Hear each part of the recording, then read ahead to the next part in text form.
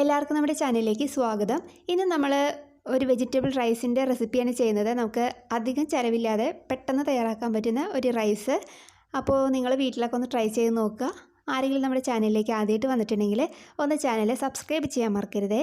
അപ്പോൾ വെജിറ്റബിൾ ബിരിയാണി തയ്യാറാക്കാൻ വേണ്ടിയിട്ട് അല്ലെങ്കിൽ വെജിറ്റബിൾ പുലാവ്, വെജിറ്റബിൾ റൈസ് ഇതിനെല്ലാനും വേണ്ടിയിട്ട് ഞാൻ 2 കപ്പ് ബസുമതി റൈസാണ് ഇവിടെ എടുത്തിരിക്കുന്നത്. നന്നായി കഴുകി വൃത്തിയാക്കി കുറച്ച് വെള്ളത്തിൽ കുതിർക്കാൻ വെച്ചിട്ടുണ്ട്. ഒരു അരമണിക്കൂർ ഇതിങ്ങനെ ഇരുന്നോട്ടെ. എന്നതിന് ശേഷം നമുക്ക് വെള്ളം കളഞ്ഞിട്ട് റൈസ് റെഡിയാക്കി എടുക്കാം. ഇനി ഇതിലേക്ക് ഞാൻ എടുത്തിരിക്കുന്ന വെജിറ്റബിൾസ് 2 ക്യാരറ്റ് എടുത്തിട്ടുണ്ട്, ഒരു 10-20 ബീൻസ് എടുത്തിട്ടുണ്ട്, സവാളയുടെ ഒരു ചെറിയ ഭാഗം ഒരു 1/4 ഭാഗത്തോളം എടുത്തിട്ടുണ്ട്, പിന്നെ ഒരു 4 നല്ല എരിവുള്ള പച്ചമുളക് എടുത്തിട്ടുണ്ട്. അപ്പോൾ നിങ്ങൾക്ക് ഇതിൽ വേണമെങ്കിൽ കോളിഫ്ലവറോ അല്ലെങ്കിൽ പൊട്ടാറ്റോ അല്ലെങ്കിൽ ഗ്രീൻ പീസൊക്കെ വേവിച്ചത് അത് ചേർക്കാം. ഞാനിപ്പോൾ ഇത്രയേ എടുക്കുന്നുള്ളൂ. അപ്പോൾ ഇവിടെ ഒരു അരമണിക്കൂർ കഴിഞ്ഞിട്ടുണ്ട്. ഞാൻ നമ്മുടെ കുതിർക്കാൻ വെച്ചിരുന്ന അരിയിലെ വെള്ളമൊക്കെ കളഞ്ഞെടുത്തിട്ടുണ്ട്. ഇനിയിപ്പോൾ നമുക്ക് റൈസ് റെഡിയാക്കി എടുക്കാം. അപ്പോൾ അതിന് വേണ്ടിയിട്ട് സ്റ്റവ് ഓണാക്കി ഞാൻ ഒരു പാൻ വെച്ച് കൊടുത്തിട്ടുണ്ട്. നിങ്ങൾക്ക് കടായിലോ എന്തിനു വേണമെങ്കിലും തയ്യാറാക്കി എടുക്കാം. അത് നന്നായിട്ട് ചൂടായിട്ട് വരുമ്പോൾ അതിലേക്ക് ഒരു 2 ടേബിൾ സ്പൂൺ നെയ്യ് ഞാൻ ചേർക്കുന്നുണ്ട്. നെയ്യ് നന്നായിട്ട് മെൽട്ടായിട്ട് വരുമ്പോൾ അതിലേക്ക് ഒരു 6 ഗ്രാമ്പു, ഒരു 3 ഏലക്ക, ഒരു ചെറിയ ബേ ലീഫ്, ഒരു 2 കഷ്ണം ചെറിയ പട്ട, കറുവപ്പട്ട, പിന്നെ ഒരു 1/2 ടീസ്പൂണോളം പെരിഞ്ജീരകം ചേർക്കുന്നുണ്ട്. ഇത്രയും ചേർത്തിട്ട് നമുക്കൊന്ന് ഇളക്കിയിട്ട് കൊടുക്കാം.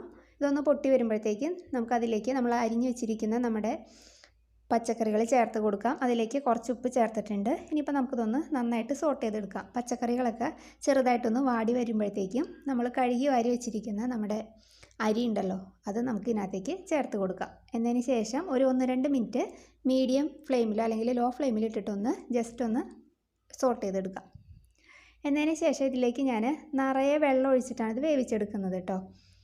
കാരണം അങ്ങനെ വേവിച്ചെടുക്കുമ്പോൾ നമുക്ക് റൈസ് നല്ല പെർഫെക്റ്റായിട്ട് കിട്ടും. ഇനി ഇതിലേക്ക് നമുക്ക് ആവശ്യത്തിന് ഉപ്പ് ചേർക്കാം.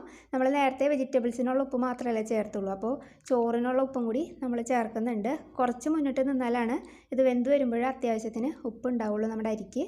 അപ്പോൾ ഇതാ ഇവിടെ നന്നായിട്ട് ഒന്ന് വെന്ത് വരുന്നുണ്ട്. ഇതൊരു 5 മിനിറ്റിനുള്ളിൽ എന്തായാലും റെഡിയായി കിട്ടും. ഇനി ഇതിലേക്ക് ഞാൻ ഒരു 1/4 ടീസ്പൂണോളം പൈനാപ്പിൾ എസൻസ് ചേർക്കുന്നുണ്ട്. നിങ്ങൾക്കത് താല്പര്യം ഉണ്ടെങ്കിൽ മാത്രം ചേർത്താൽ മതി, ഇല്ലെങ്കിലും കുഴപ്പമൊന്നുമില്ല. അല്ലെങ്കിൽ നല്ല ടേസ്റ്റാണ് നമ്മുടെ റൈസ്. അപ്പോൾ അതാ ഇവിടെ നമ്മുടെ റൈസ് ഇവിടെ ഒരു 3/4 ഭാഗത്തോളം കുക്കായി വന്നിട്ടുണ്ട്. ഇനിയിപ്പോൾ നമുക്ക് ഫ്ലെയിം ഓഫ് ചെയ്തിട്ട് ഇതിലെ വെള്ളം നമ്മൾ സാധാരണ അരി ഊറ്റൂലേ അതേപോലെ വാർന്ന് കളയാം. അപ്പോൾ അത് റെഡിയാവുന്ന സമയം കൊണ്ട് നമുക്ക് കുറച്ച് കാഷ്യൂ നട്ടും കുറച്ച് റേസിൻസും സവാളയും ഒന്ന് വറുത്തെടുക്കാം. അപ്പോൾ അതിന് വേണ്ടിയിട്ട് ഞാൻ സ്റ്റവ് ഓണാക്കി ഒരു പാൻ വെച്ച് കൊടുത്തിട്ടുണ്ട്. പാൻ നന്നായിട്ട് ചൂടായിട്ട് വരുമ്പോൾ അതിലേക്ക് 1 ടേബിൾ സ്പൂൺ നെയ്യ് ഞാൻ ചേർക്കുന്നുണ്ട്. നെയ്യ് നന്നായിട്ട് മെൽട്ടായിട്ട് വരുമ്പോൾ ആദ്യമേ ഞാൻ മുന്തിരിയാണ് വറുത്തെടുക്കുന്നത്. എന്നതിന് ശേഷം നമുക്ക് കാഷ്യൂ നട്ട് ഇട്ട് ഒന്ന് വറുത്തെടുക്കാം. ഏറ്റവും ലാസ്റ്റ് നമുക്ക് സവാള ഒന്ന് വറുത്തെടുക്കാം. അപ്പോൾ എല്ലാവരും ഫ്രൈ ചെയ്തെടുത്തിട്ടുണ്ട്. അപ്പോഴത്തേക്കും നമ്മുടെ ചോറിലെ വെള്ളമൊക്കെ പോയി ഇതേപോലെ നന്നായിട്ട് കിട്ടിയിട്ടുണ്ട്. അപ്പോൾ നമ്മുടെ ചോറ് കണ്ടില്ലേ, ഒട്ടിപ്പിടിക്കാതെ തന്നെ നല്ല പെർഫെക്റ്റായിട്ട് കിട്ടിയിട്ടുണ്ട്. അപ്പോൾ ഞാൻ പറഞ്ഞ അളവിൽ ചെയ്യുകയാണെങ്കിൽ നിങ്ങൾക്കും നല്ല അടിപൊളിയായിട്ട് റൈസ് റെഡിയാക്കി എടുക്കാം.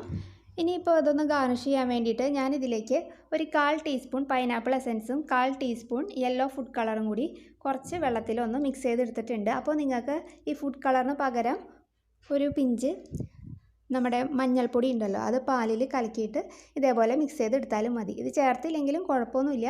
ഞാനിപ്പോൾ ഫോട്ടോ എടുക്കുമ്പോൾ ഒരു ലുക്ക് കിട്ടാൻ വേണ്ടിയിട്ടാണ് അതങ്ങോട്ട് ചേർത്തത് കേട്ടോ. ഇനി ഇതിലേക്ക് കുറച്ച് മല്ലിയില ചേർക്കുന്നുണ്ട്, പിന്നെ നമ്മൾ വറുത്ത് വെച്ചിരിക്കുന്ന സവാള, പിന്നെ കുറച്ച് റൈസിൻസ്, കുറച്ച് കാഷ്യൂസ്, ഇത്രയാണ് ഞാൻ ചേർത്ത് കൊടുക്കുന്നത്. അപ്പോൾ നമ്മുടെ വെജിറ്റബിൾ പുലാവ് അല്ലെങ്കിൽ ബിരിയാണി റൈസൊക്കെ ഇവിടെ റെഡി ആയിട്ടുണ്ട്. ഞാനിത് ലെയറൊന്നും ചെയ്യാറില്ല, ഇതേപോലെയാണ് ചെയ്തെടുക്കുന്നത്. നമ്മൾ എടുക്കുന്ന സമയത്ത് നന്നായിട്ടൊന്ന് ഇളക്കിയിട്ട് എടുക്കുക. ഓക്കെ, അപ്പോൾ എല്ലാ ഭാഗത്തേക്കും ആയിട്ടുണ്ടാവും. അപ്പോൾ നമ്മുടെ വെജിറ്റബിൾ റൈസ് ഞാൻ ഒരു പാത്രത്തിലേക്ക് സെർവ് ചെയ്യാൻ വെച്ചിട്ടുണ്ട്. അതിലേക്ക് ഞാൻ കുറച്ച് റൈത്തയാണ് ഇതിൻ്റെ കോമ്പിനേഷൻ വെക്കുന്നത്, പിന്നെ കുറച്ച് അച്ചാർ, നിങ്ങൾക്ക് ഇഷ്ടമുള്ള ഏത് അച്ചാറാണോ അത് വെച്ച് കൊടുക്കാം. ഇനി ഇതിലേക്ക് ഒരു പപ്പടം കൂടി നമുക്ക് വെച്ച് കൊടുക്കാം. അപ്പോൾ അത് അത്രയേ ഉള്ളൂ നമ്മുടെ അടിപൊളി വെജിറ്റബിൾ റൈസ് അല്ലെങ്കിൽ പുലാവ് അല്ലെങ്കിൽ വെജിറ്റബിൾ ബിരിയാണി. അപ്പോൾ നിങ്ങൾക്ക് ഇഷ്ടപ്പെട്ടിട്ടുണ്ടെങ്കിൽ ഒരു തവണയെങ്കിലും ഇതൊന്ന് ട്രൈ ചെയ്ത് നോക്കുക. പിന്നെ ഇതിൻ്റെ കൂടെയുള്ള റൈത്തയുടെ റെസിപ്പി ഞാൻ പെട്ടെന്ന് തന്നെ അപ്ലോഡ് ചെയ്യാം. അപ്പോൾ നല്ലൊരു വീഡിയോ ആയിട്ട് അടുത്ത ദിവസം കാണാം. താങ്ക്